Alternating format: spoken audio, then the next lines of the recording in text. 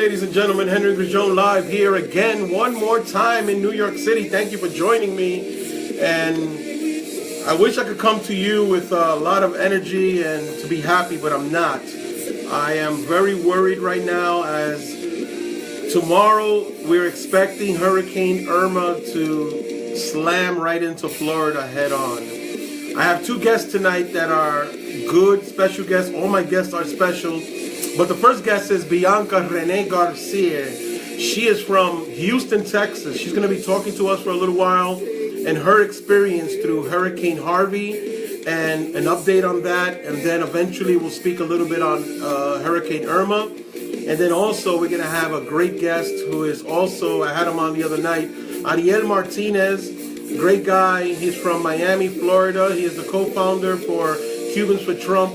And we will discuss with him. He's right now, he's going to be reporting to tell us what's going on 24 hours away from this major historic storm. And he's going to be speaking with us, and he's going to be telling us his experience and what he's going through, his preparation, and what's happening on the ground there in Miami. He's right smack in the middle of Miami. So in a bit, we're going to have Bianca Renee Gar-Cee from Houston, Texas, and then we're going to have ARIEL Martinez, who's going to be joining us to discuss what's happening in Miami.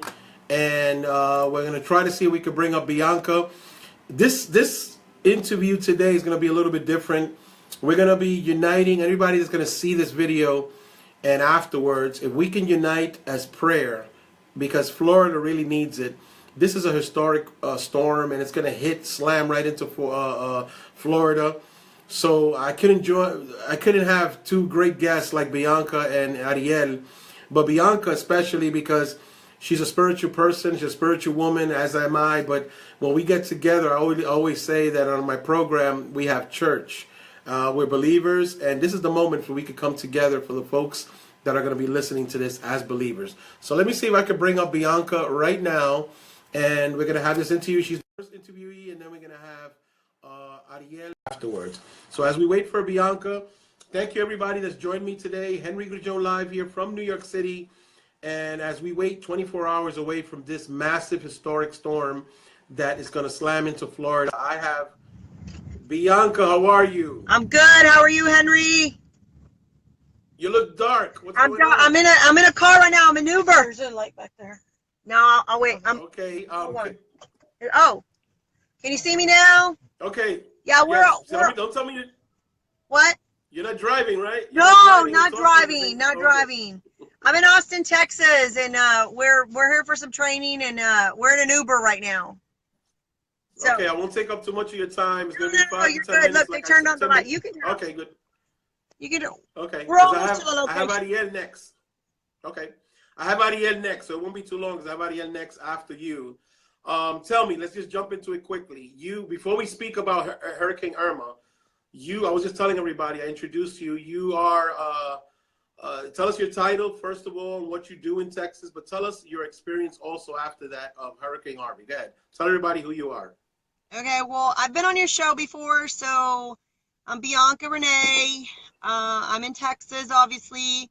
I'm the Hispanic director, engagement director for the RPT, that's the Republican Party of Texas, and so we're here for some training. And so yeah, we just went through Hurricane Harvey, who did some major. So tell us about the update. Exactly. Tell us about the update, but if you want to talk to them and let them know your experience, what you went through that. Well, typically, I always vacate, when we've had storms or hurricanes or anything like that. And this time I didn't. We stayed behind. There was just I had just already done a turnaround trip, and I didn't really want to leave, and my kids were there. And so anyway, we didn't leave, and it's just not, it never have gone through a hurricane, but I'm telling you right now, anything like that comes down, you just gotta get out. Don't. We were very fortunate in my neighborhood that the water didn't come in, but I did have some roof damage, but water didn't come in from the flood. Our whole subdivision though was flooded. It looked like a lake around us. The water did come up halfway, probably to our driveways for the most part. But I'll tell you, it was very, very scary. The winds were, the noise of the winds were horrific. And it just rained. And I'm not saying like, it's like no rain I've ever seen. I mean, it was coming down so hard, and it wouldn't stop. And it rained for days, and it just would not stop, nonstop. I mean, just nonstop. So, you know, when the first night, or the first day, and you start hearing that people are crawling through their attics and they're, you know, making holes in their roofs to be saved. No, nothing good comes out of that. You know, that's people shouldn't have to be in that position. I know, listen, Ariel, I've already had words with him. I said, what in the world are you doing staying behind in Miami? You got to get out of there. No, me and Jose, you know, we're gonna live it up.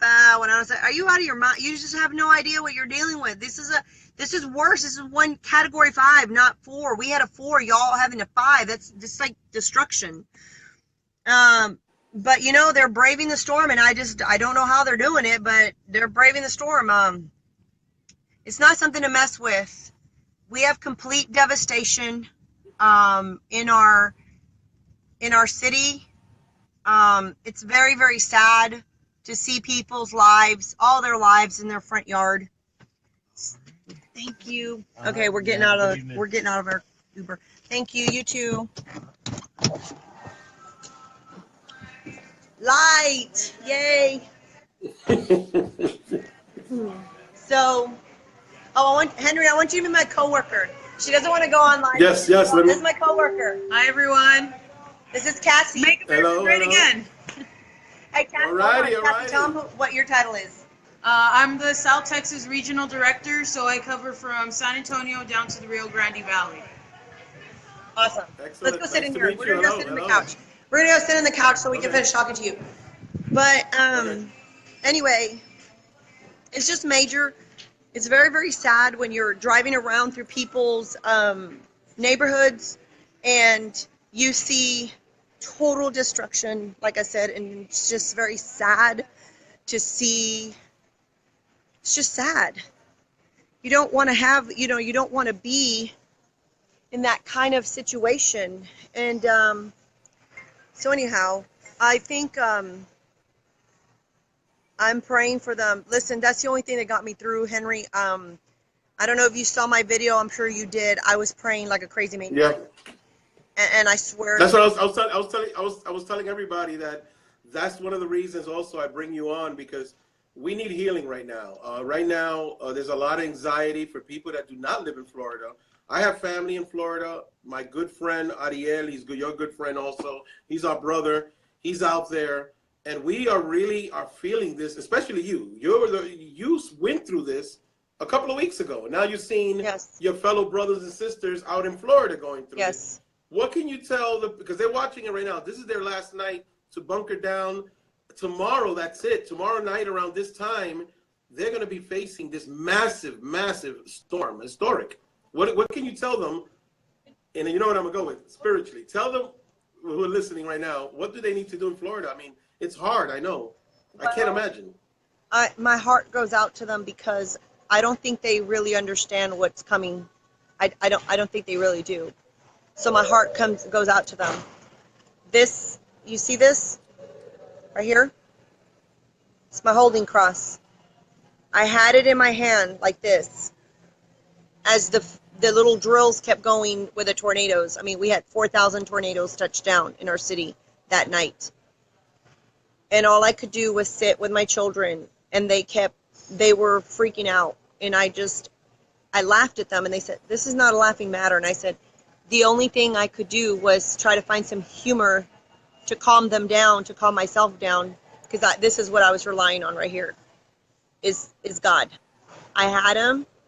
I was praying, and I just prayed it out and prayed it out. And, you know, when the water started creeping up, I went to my window as I was seeing the water creep up.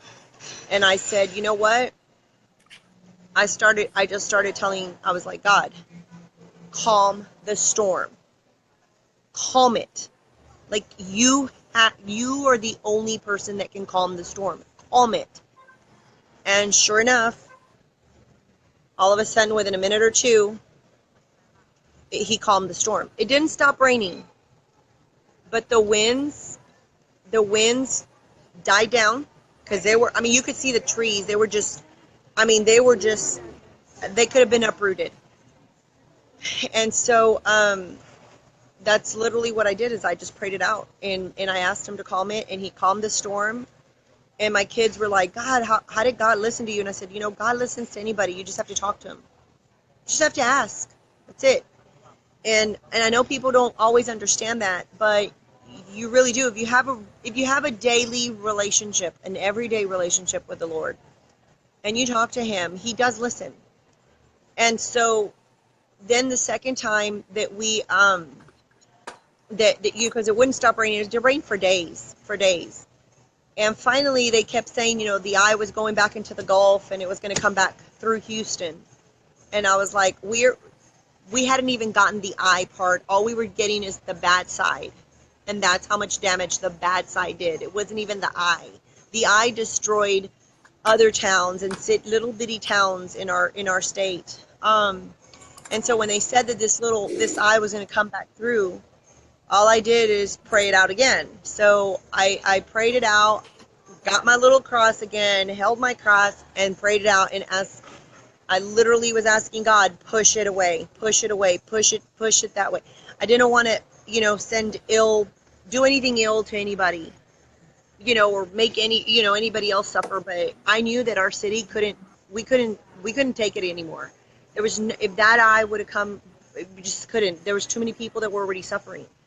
And so that's what I did, is I prayed for everybody. I prayed for all the other people. That's what I did. I mean, that's all I could do. I was like, I really literally asked God. I was like, God, I mean, how much more hurt can there's people hurting. There's people on their roofs trying to be saved. There's people underwater, and I'm sure there's already casualties, which we found out later there was.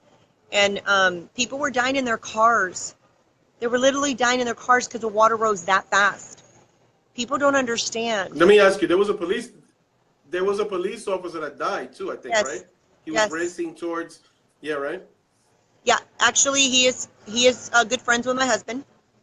He's a sergeant, like my husband. Okay. So, okay.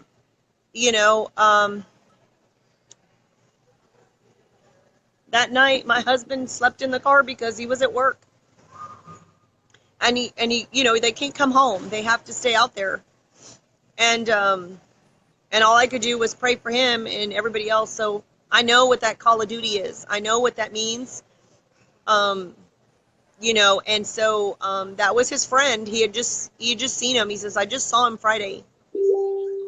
But that's their job. And you know that when they're in that type of line of work, you don't know if you won't see them come back. You don't know if they're going to come back that day. You don't know if that God will bring them back. And so, but I do know this, and I know, and from listening to the other family that, that officer's family, that sergeant's family, is that he went to work. Henry, you're frozen. Can you hear me? Okay, you can hear me? He went to work. I can hear you, yeah. He went to work regardless. That was his job. And even when his wife said, don't do it, don't go, he went anyway, because he said, I have to get to work. And he risked his life. And it was dark, and the water rose really fast. And the chief of police made a call to not send any officers to try to save him, because he was going to put more people in danger. The water was running too fast. It was I mean, it would have taken, the current was too much. And as much as the officers wanted to go in and try to pull him out of the car and save him, the current would have taken them, and there would have been more casualties. And so that's what they do, so, I don't know, there's been a lot of casualties. So this hurricane stuff isn't, the flooding part of it, anything that comes along with it, it's dangerous. And I'm just going to pray for those that decided not to leave, that didn't leave Miami or didn't leave Florida, period. I mean, if, obviously you can't have a mass exodus out of the whole state. I mean, it looks like it's going to hit the whole state. So the only thing that you can do is pray. And let me tell you something. I don't know if you saw Maria's post today. She's like, oh my God, there's floods everywhere. There's winds everywhere. There's fires. There's, earthquake in Mexico. There's, tsunami coming to Mexico and all kinds of stuff. And so, anyway, I was listening to he's an ex-pastor, and he was talking, and he said, you would think that it's the end of times, right? Because you say that's what it says in the Bible, that, we're going to have fires and destruction and floods and, the whole thing. But listen to what this pastor said today. He said, when General Patton was in the war, he was trying to fulfill his duty. And General Patton, they couldn't advance or do anything. His military, he couldn't push forward because they had bad weather. I think they had snow or something. So he brought the chaplain in, and he asked the chaplain to pray over weather. And he said the chaplain, they found this in the diaries. He said the chaplain was like, we don't pray for weather. And he's like, well, I need you to pray for weather. So they prayed over the weather. And then the weather got better, and they were able to advance, and he was able to fulfill his job. So this pastor says, okay, there's all these things. He says, it's not the end of the world, people. This is a spiritual warfare. The devil is pissed off. But more so, this is also, God is allowing this because guess what? We've said it before. Trump was the first part. Trump was to open the door for the church. And guess what? The church hasn't taken their rightful place yet. No. That's why this destruction is happening. Because until the church wakes up and takes their rightful place in anything they're supposed to do and pray it out, we're not going to get through this. We're not going to get through this. So the people of Miami, you better bind together, because let me tell you, when it was happening for us, I had people in my neighborhood, just neighbors, and because we were, everybody, I mean, the wind, I'm telling you, the winds were horrific. They scare the crap out of you. You don't literally know if your house is going to like literally blow to pieces. And people in my neighborhood, it's 3, 4 in the morning, and people are awake. They can't sleep. They can't sleep. So in my neighborhood, like different little regions in my neighborhood, we started a little prayer group, a chain, and we were all praying. I mean, we were praying. So that's my advice to the people out in Florida. You better let me ask and you. if you don't, let me ask you. There's a difference. If you don't believe, you better pray. Right now, let me ask you. There's a difference right now where you can tell me in your opinion compared to Houston and Miami. Miami, they've already planned. They're already doing a semi-mass exodus because the governor and all the officials are saying that they need to move more inland. They need to move away from the coast. They're expecting surges of 5 to 10 feet, which will be horrific on all sides. They don't know how the storm is going to be shifting. But did you see any exit? I know it wasn't. Houston did not have a mandatory or any type of evacuation in Houston, right? It's not the same thing as Miami. No, nobody right? left. Nobody left Houston because the freaking mayor told people not to leave, just to hunker down, and it was going to flood, and that's it. He told people not to leave.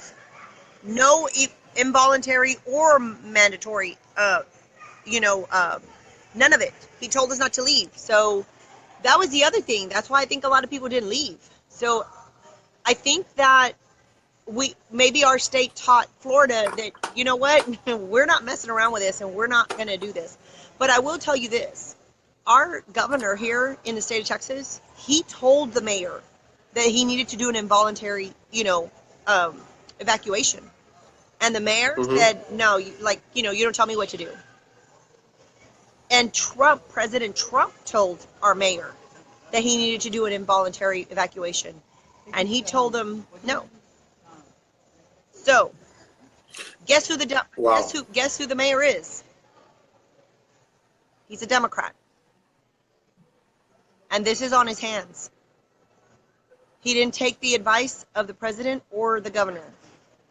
And he has lives on his hands. He has blood on his hands because he refused. So in other words, the outcome of what's going to happen in Houston, they're not going to know for a while, but at the end, they're going to know the bad decisions that this mayor did, right? Is that it? Yeah. Incredible. Now, Miami and Florida itself, they are doing it totally different. They've already told that they're doing mandatory evacuations in parts of Miami-Dade. Yeah, they're doing Miami Beach.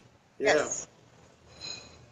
So they're telling people that this is bad. This is historic. This storm is bigger than Harvey. They already know It that. is. Bigger than Andrew that hit Florida in '92.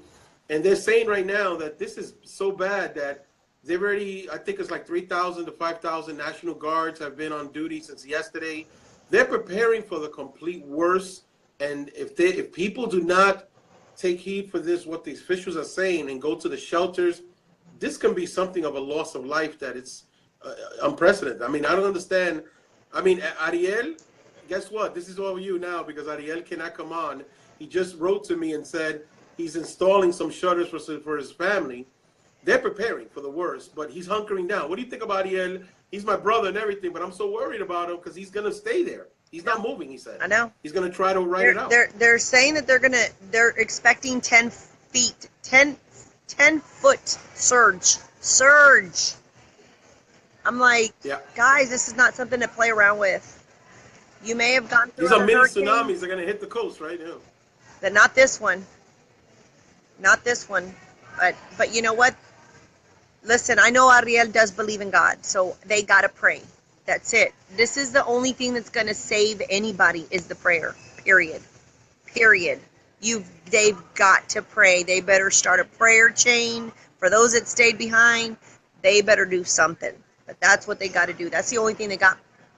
You know, another man came through, a friend of mine. He said, God, I've been calling everybody in Houston. He says, and you know what? He said, all of my friends that are Christians, nothing happened to their houses. I said, what? And he says, yeah. He goes, all my friends that are Christian, nothing happened to their houses. I mean, I don't know other people that were Christian, something happened to their house. I don't know that. But he said his friends that were Christian, they told him the same thing. They said they were praying it out and nothing happened to their house. So, you know what? That's on faith, right?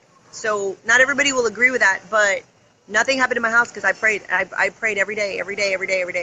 And every day we woke up not knowing if we were going to have, electricity that day. We every day we woke up, took a bath, and did everything and got ready we didn't know. We had a backpack ready and ready to go in case we had to be rescued. The same thing. You live on a day-to-day basis. Let me ask you, how do you see Houston today, right now, after all this happened? Do you see the cleanup and everything? Do you see a lot of improvement, or you see a long road ahead of you still? No, we have a long road ahead of us. It's very sad. Did you hear how about FEMA? Did you hear? Because I heard there's complaints that FEMA is having problems. What's going on with that? They're very unorganized. There's not enough aid. A lot of people are getting denied. It's horrible. It's horrible. It's not good. I'm not getting good feedback. Wow. Let me ask you, I heard that thousands of them have been rerouted to Florida. You think that's going to affect you guys in Houston for the assistance in FEMA? Because I heard that they're really shifting a lot of workers out there to try to deal with the folks in Florida. Do you think that's going to impact you guys even worse to have the assistance from FEMA? Because I don't know, Henry. That's going to be, you know what? I don't know. I'm right now, I'm just very fortunate and blessed that nothing happened to my house other than some roof damage, but nothing that we can't fix. So our lives are safe. My kids are okay. My husband's okay. And you know what? All I can do is pray for everybody else, and try to help out as much as I can to those that I can help. That's all I can do. So. Of course. So tell me, I want to let you go. I know you got to go to your thing. Final thought. Let everybody know, in a godly sense, what can you tell everybody, not only Florida, but the whole nation, whoever's watching this, because I got folks in other states, what would you tell them to say, as a final thought? So what's happening? Go ahead. Final thoughts are, again, is prayer. seriously, God is first and foremost, and if you want to be saved through any of this and avoid total, complete destruction, the only way to save yourself is to pray it out. Open that Bible up. It doesn't matter. Listen, open the Bible up and just read it. Just read it. It doesn't matter what you land on. Read the Psalms. Read it. I mean, just listen. Just pray it out. Period. Just talk to Him. If just talk to Him. That's all you got to do. That's my final thought. Is nothing's going to save you without prayer or God in your life or any of it. So that's the best I can tell you. Amen. So amen to that, right? Amen. Yep, and we're gonna continue talking tomorrow. If you don't mind, I'll talk to you tomorrow. Okay. We're gonna continue covering this because we need to continue talking and seeing how our folks are doing out there. And thank you so much, Bianca. I know you're in a situation now. You got to go to a meeting, but thank you so much. God bless you always, and we'll continue that prayer chain. Everybody that's joined us today, continue the prayer chain that Bianca has said in the name of Jesus to ask for His power, His grace. To help the folks of Florida because they're gonna need it, right? So Henry, just let me say real quick here, as my final thought. Yeah, let's say let's just pray together, huh? Let's just send a prayer out for God. Amen. For Florida. Amen. Amen. So dear God, I come to you right now and I ask that you lift up all of my friends and just all the people in Florida that are about to go through some very trying times with this storm, with this hurricane that's coming near them. I ask that you lift them up. I ask that you lift them up, their families up. I ask that you keep them safe. I ask that you let them see the light in the dark that they're about to embrace. There's going to be a lot of darkness and they need to be able to see the light. And I'm praying for that they see you and stay focused on you and that you will be their salvation. I ask that you just keep them, protect them, embrace them, and just a hedge of protection to everybody in Florida. I bring that prayer to you on behalf of that state in God's name.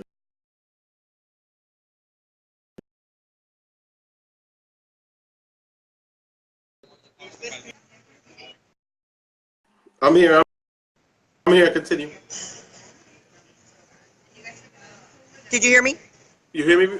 I hear you. Go ahead. We're back on. Go ahead. Oh, were we frozen or what? 3 seconds frozen, but we back on. Oh my gosh, I'm almost done. I was praying. I was in the middle. See, that's what I hate. That stupid freaking devil. He's always trying to shut me up when I pray. I'm so pissed off. That's okay. That's okay. Hey, listen, you did great. No, you were able to connect a lot of folks. Yeah, go ahead. Hold on. Listen. Let me let you know. Okay, so me and my coworker. Hey, listen, before I was trying to pray, okay, so I was praying over Florida. But listen, my coworker just reminded me, did you see President Trump's tweet right now?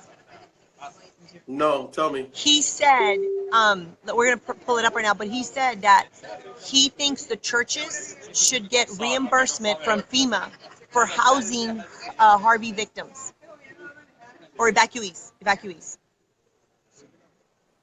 Again, Excellent. helping That's the not a bad churches idea out. because Listen. From the official Twitter account, churches in Texas should be entitled to reimbursement from FEMA relief funds for helping victims of Hurricane Harvey, just like others. Amen. Wow, that's great. I agree with it 100%. Isn't that awesome? That's great. So we expect our leaders, especially our president, I know he's gonna come out as a true leader. He's gonna be giving so much support. He already did. He's already declared state of emergency in Florida a few days ago. And also he did it to, I think, South Carolina, even though they're supposedly out of the danger. Right. But he already declared state of emergency. He's not playing. He's actually moving fast because these folks need assistance as soon as possible. They're going to need it. Absolutely. All right, Bianca. All right. Thank you so much. Thank your colleague right there. Tell her we're going to see if we can talk to her soon in the future. Tell her thank you so much. Absolutely, anytime. She doesn't have Facebook, but she's on Twitter. She's on Twitter. No problem. Okay. But we'll get you both together. We'll get you both together another time. Don't worry about it, okay? Bye, Henry. God bless. Thank you so much. Peace all right. out. Bye-bye. All right. Bye-bye. Okay. That was Bianca Renee Gar-Cee. She is from Houston, Texas, and she was in the storm of Hurricane Harvey, and she reported for me. She had the wind in the background, and she was very brave about it. She suffered minimum damage, very minimum, like little leaks in the roof, like she was saying. She actually had her faith, and and God protected her house. But unfortunately for other folks, they lost their houses, they lost their furniture. Guys, this is something I can't even put it in words. I cannot tell you the hurt that I saw in Houston, Texas, but also what Miami is going to be facing, which is much worse than what they faced in Houston. They say they're going to be storm surges from 5 to 10 feet all around. It depends how the storm shifts. And right now, parts of Miami-Dade, which is the South Florida area, are expecting, they're already a mandatory evacuation. Miami Beach is already evacuated, mandatory evacuation. Like she was saying, our friend ARIEL Martinez, who I had advertised to come on, but I could understand them. He is helping his family with shutters. He is dealing with a lot of situations. I've been contacting him since yesterday, and I will continue contacting him to make sure he's okay. I have family out there. I have friends. And everybody that listens to, if they're in Miami area, I hope they're already planning that to not stay in their homes. They should be going to a shelter if they're in a certain zone. They broke it up into zones. Right now, guys, I can't tell you, the scientists are saying that it's unprecedented. It's like you got 3 hurricanes right now. Katia off the coast right there in Mexico, not too far from Texas. That one is there, and that's a category 3. Category 4 right now, almost a 5, is Hurricane Irma, who is right now, I think, just north of Cuba.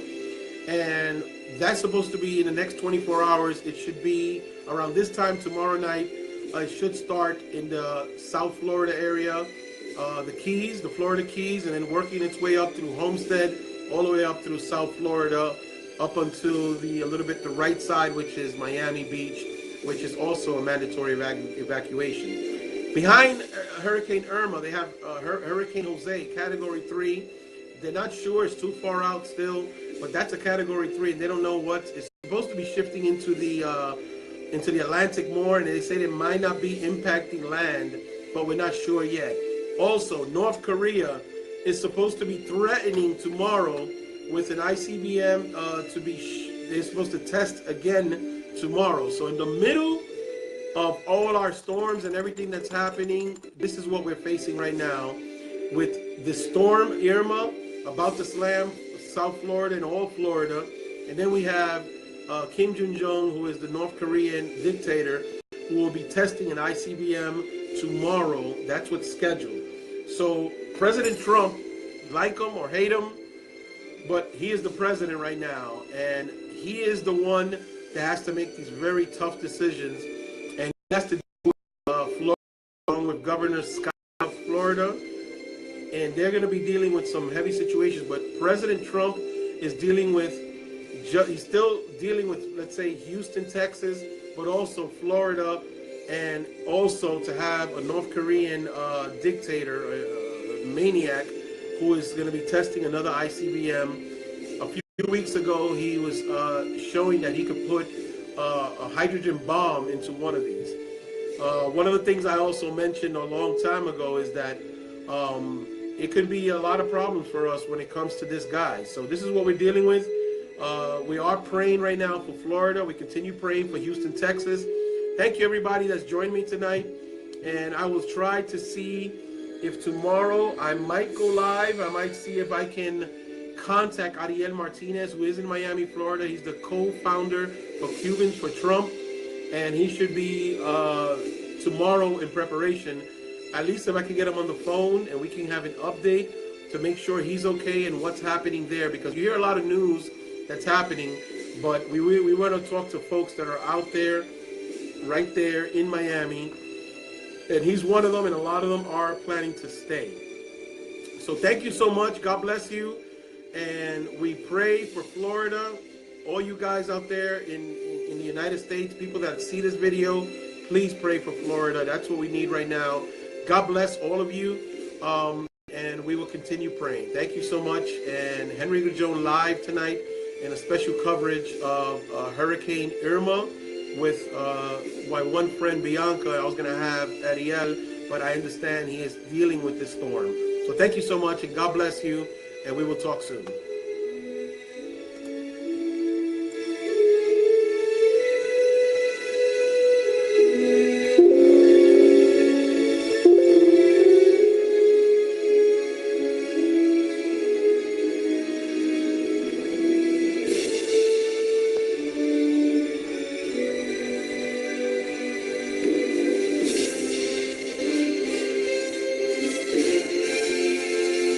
So once again, thank you so much. God bless you guys. Until the next time.